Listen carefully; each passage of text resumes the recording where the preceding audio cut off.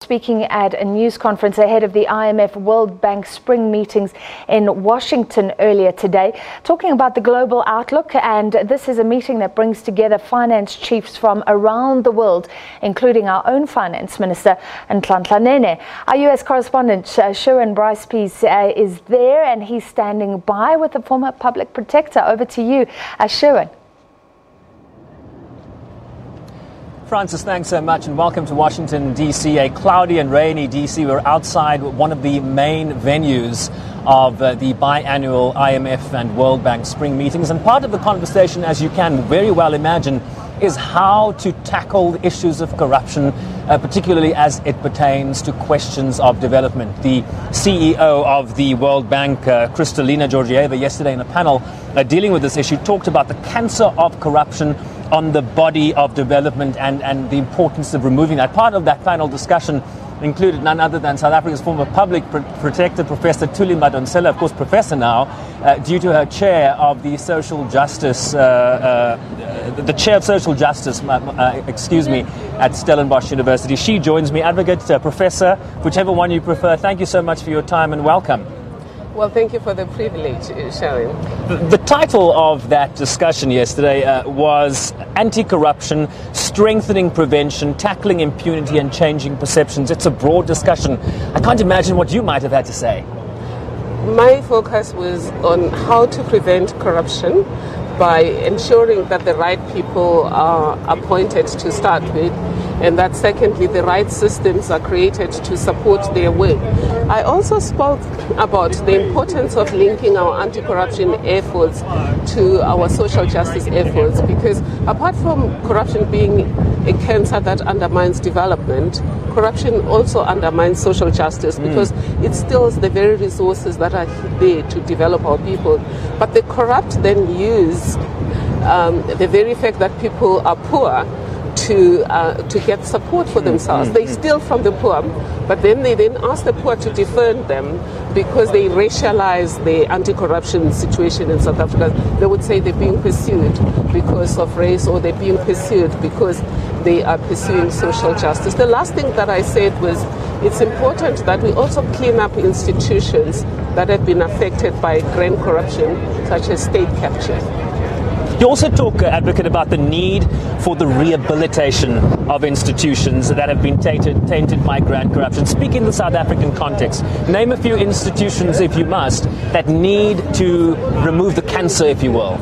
Eskom, SABC, some work underway already, right? I'm sorry, but there's a lot of work, great work. I think the President Ramaphosa has been extremely serious about cleaning up the institutions. That's important because corruption is a systems problem. When people come in, they poison the entire value system or value chain. If you just remove the person at the top, the corruption inside is going to mutate and just get new captured people and proceed. Advocate, you also spoke about the need for partnerships between the public-private sectors, partnerships with the police and law enforcement. Is there enough collaboration, certainly from a South African context, from a global context, between these various sectors in our society? Well, in South Africa, that collaboration is emerging. I think in the past, it was either we do nothing or we attack government. When we're calling for partnerships, we're saying corruption undermines good governance, undermines democracy, justice, and everything. And let us tackle it together through. The public could get involved through what we refer to as social accountability. The World Bank is very good on that. It's about people being the eyes and ears of government. They're the ones who will see whether the RDP house has been built, the books have been delivered, the hospital equipment has been created, etc. They will also be the eyes and ears in terms of the transparency in the fiscal system. You talk about the eyes and ears, and of course yesterday's discussion also included a big segment on the role of civil society, particularly in the South African context. What role and what sort of accolades can we give civil society for the role they've played in terms of stamping out corruption in South Africa? I think in South Africa, civil society has played an immense role in pushing back against corruption. From civil society, we got whistleblowers. From civil society, we got voices about paying back the money. We also got from civil society a great pushback against campaigns around eliminating from the system people who were perceived to be corrupt.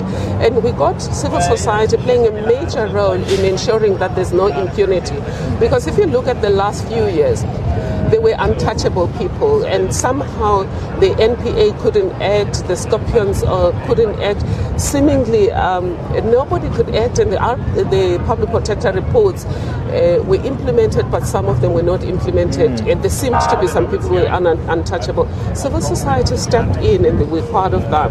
But going forward, I would like to see civil society being part of building a society that is generally not corrupt, where there's good governance, where integrity is becoming sexy again. And I have seen civil society organizations that are training. I mean, one of them is Hidden Dimensions by Charissa Goldberg.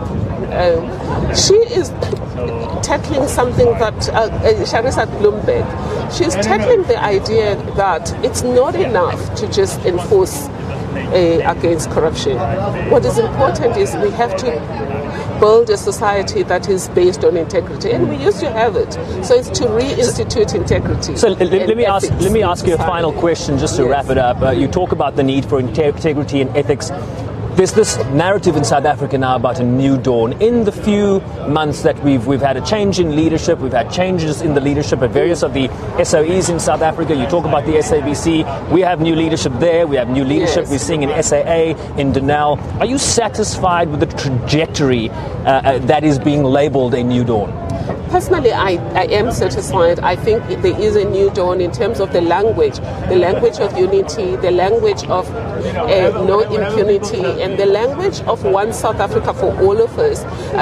That's encouraging then people to come to the party insofar as partnerships for good governance and partnerships for anti-corruption. And that new dawn is also an emphasis of social justice. For us as Stellenbosch University, we welcome that because we want to be part of building this new South Africa where no one is left behind, and where social justice is not used as an excuse to protect the corrupt.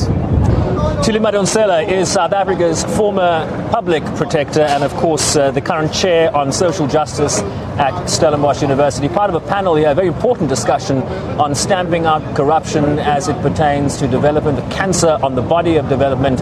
Part of the conversations we are having here at the annual meetings of the IMF and the World Bank in Washington, D.C. Francis? Thank you very much, Sherwin, and we'll have more for you in Prime Biz at 6:30.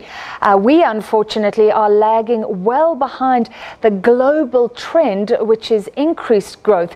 But the IMF MD pointing out some of the issues that could scupper things this year, like the US's stance on trade. More in Prime Biz. Now,